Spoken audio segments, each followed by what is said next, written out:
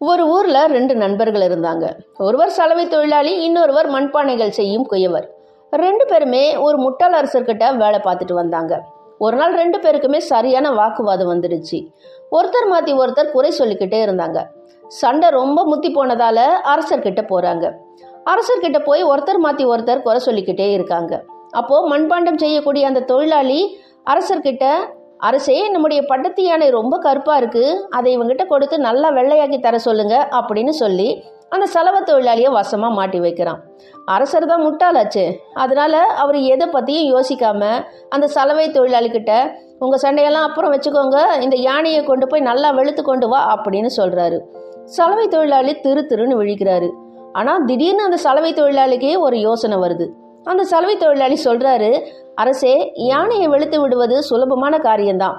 யானையை வெளுத்து தர வெள்ளாவை வைக்க யானை அளவுக்கு பெரிய பானை வேணும், அதை இந்த குயவர்கிட்ட செஞ்சு தர சொல்லுங்க அப்படின்னு சொல்றாரு. அரசரும், நீ பெரிய பானையை செய்து சலவை தொழிலாளி கிட்ட கொடு அப்படின்னு சொல்லி ரெண்டு பேரையும் அங்கிருந்து அனுப்புறாரு.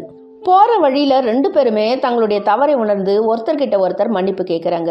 இனிமேல் நம்முடைய பிரச்சனையை நாமே தீர்த்துக்கணும், மற்றவங்க கிட்ட கொண்டு வரக்கூடாது, அப்படி கொண்டு வந்தால் இந்த மாதிரி தான் மாட்டிக்கிட்டு முழிக்கணும் அப்படின்னு சொல்லிட்டு அங்கேருந்து கிளம்புறாங்க. இந்த கதை இதோட முடியுது.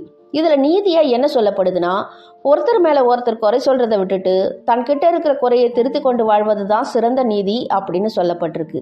சண்டை போட்ட ரெண்டு பேருமே அரசன்கிட்ட போகிறாங்க. ஒருத்தர் மாட்டி விட்டுக்கிட்டாங்க. இவங்க சமாதானமாய் திரும்பிட்டாங்க. ஆனால் அந்த முட்டாள் அரசர், யானை ஏன் வெள்ளையாக்கலை, பானை ஏன் பெருசாக செய்யலை அப்படின்னு கேட்பார் இல்லையா? அதுக்கு இவங்க என்ன சொல்லி சமாளிச்சிருப்பாங்கன்னு எனக்கு தெரியல. உங்களுக்கு தெரிஞ்சால் கமெண்ட்டில் சொல்லுங்கள். இந்த கதை உங்களுக்கு பிடிச்சிருந்தா லைக் பண்ணுங்கள், மறக்காமல் சப்ஸ்கிரைப் பண்ணிடுங்க. நன்றி, வணக்கம்.